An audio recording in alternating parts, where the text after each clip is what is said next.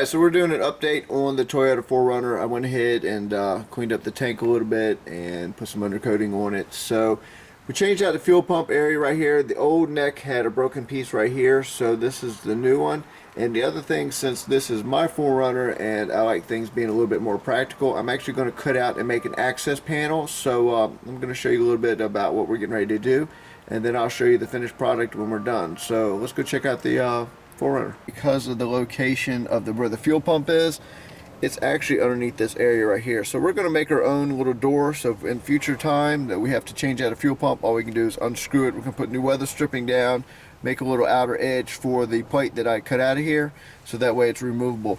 The way Toyota put this in right here, I mean, it just don't make no sense. All they had to do is put a little access hatch over here and be done with it. So we're going to go ahead and get this one done. This is one of the things we had to do while we were doing we had dropped the tank to do the brake line repair, and when I did the brake line repair, I saw how they kind of like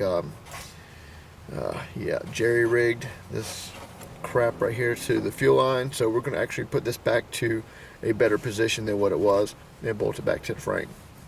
So that's one of the repairs we're going to take care of while we get this cut out. So anyways, this is part of it. We're going to go ahead and get this cut out and check back, and I'll show you how it turned out in the finished product. Then I'll show you and all the measurements and where it is, so that way if you decide you want to do it when you're doing fuel pump replacement on your Toyota 4Runner, you can do the same repair. So just make sure when you're doing all your cutting, lock something off. I put a piece of cardboard over here, put a junk rag type of blanket back here, so that way it keeps all the sparks off my seat.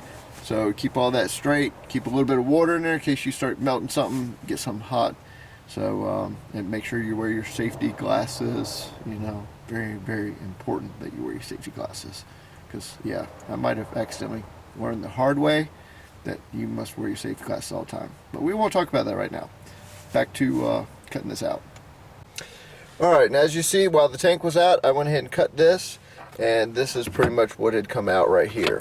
So now that this is out, what I'll do is I'm going to add an edge on here, an edge up here, an edge over here. I'll weld it on there. If you don't have a welder, you can probably screw gun it to both sides, as long as you put weather stripping down, and that way you'll have a sealed unit. And this is underneath your seat, so it's not really that big a deal. You're never going to see it. But here's the great thing about it. When you can unscrew this right here, you have access to your fuel pump. Now I put Allen head bolts in here. I can actually undo this right here, where the fuel line is right here, and you actually can get to it with some wrenches, no big deal. When you slide this up and sideways a little bit, it'll pull right on out. So that way you don't have to drop the tank anymore. This is one of those repairs that if you've already got the tank down because your pump's bad, cut this out. I'm going to put the diagram on there, measurements, what you need to cut out and where it is.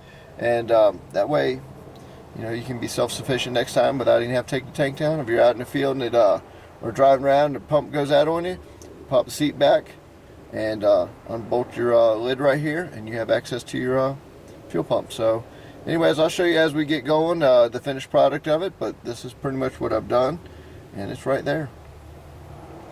Now I left this lid right here because this is double-sided, and I'm just going to go ahead and put the screws to hold it, because if you lift it up, like I said, you come this way a little bit, it slide right out, so that's not that big a deal. Anyways, and then if you have a body lift on this, which this is getting ready to get, it'll make it even easier access to get to it once the body's on there. So let me get this finished up, and I'll show you the final product.